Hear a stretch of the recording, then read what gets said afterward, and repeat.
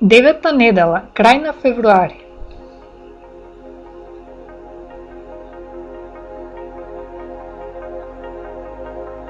Се ближи крајот на февруари.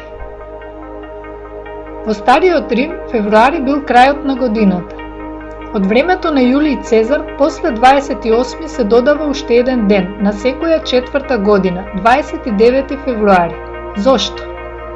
Затоа што Земјата ќе направи круг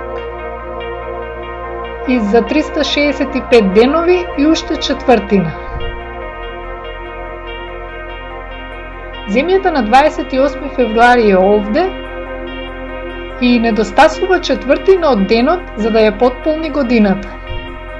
Земјата продолжува по патот со заостанување од четвртина од денот и следниот 28 февруари недостасува веќе половина ден.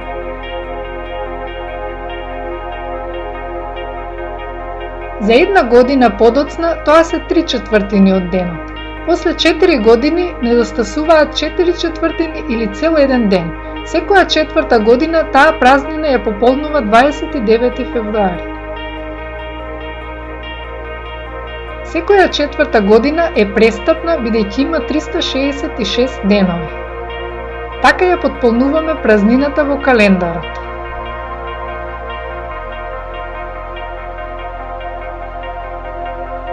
Тоа е заслуга на јулијанскиот календар кој што го вовел Јулиј Цезар. Без 29 февруари на секој 4 години март би почнувал ден порано. За еден век календарот би отстапувал еден месец од годишните времиња. Великден би бил насред зима, а Божиќ во есен. Нескладноста би растела од век во век и затоа сме му многу благодарни на Јулиј Цезар. Меѓутоа 29 февруари не ги решава сите проблеми. За жал, јулијанскиот календар додава 38 минути повеќе. На крајот од 16 век сме имале вишок од 10 денови. Затоа папата Григори 13 како генијален астроном ги исфрлил тие 10 денови и сме прескокнале од 4 на 15 октомври. Да би се избегнал тој проблем, се одлучило да не се додава престапна година на крајот од вековите, во 1700, 800 и 900. На секој 400 години се прави исклучок, а тоа би било во 2000 година. Благодарение на тоа, Григоријанскиот календар ќе ни одговара уште во наредните 3000 години.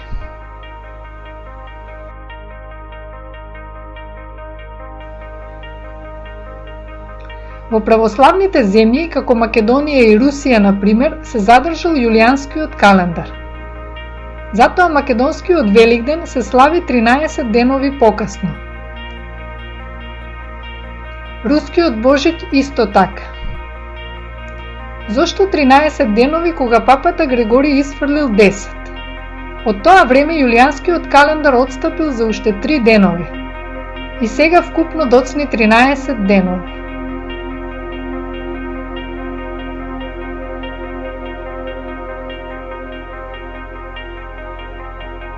Ускладувањето на календарот со Земјата не е формалност, туку потреба за Вселената да се поврзе со ритмот на годишните времиња.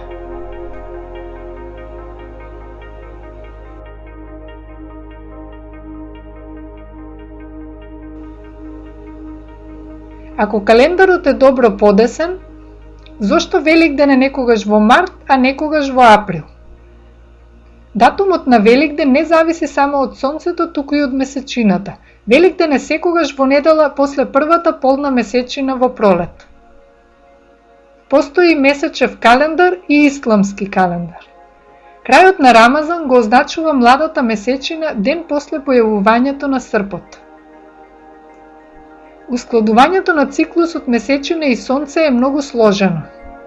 Откако луѓето почнале да го мерат времето и да прават календари, наидувале на проблеми.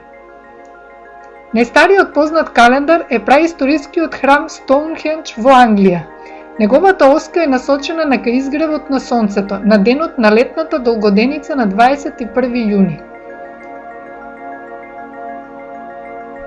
За следење на движењето на месечината потребен е сложен систем на оски, затоа што во истата положба доаѓа на секој 18 години.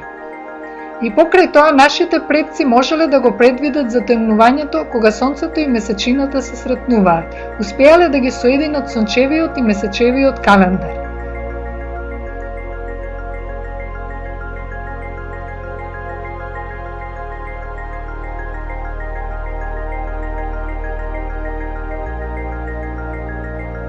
Потребата да се мери времето и предвидувањето на годишните времиња настанала поради потребата на човекот да ја обработува земјата. Земјата не е единствено место на кое постои тло. Меркур, Венера и Марс исто така имаат тло. Тоа се цврсти камени планети. Би можело да се оди по површината на Венера, да не би била толку врела.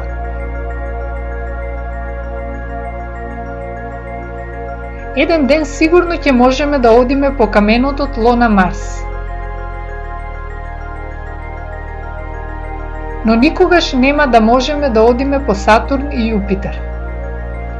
Големите планети можеби имаат јадра од камен и метали, но воглавном се составени од гасови. Покрај тоа, масата на Јупитер е 300 пати поголема од земјината и гравитацијата веднаш би не смачкала.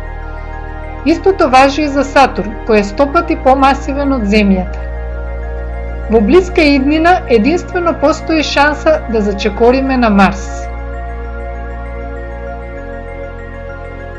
Но прво би требало добро да се грижиме за Земјата, затоа што само тука во сончевиот систем можеме да живееме природно.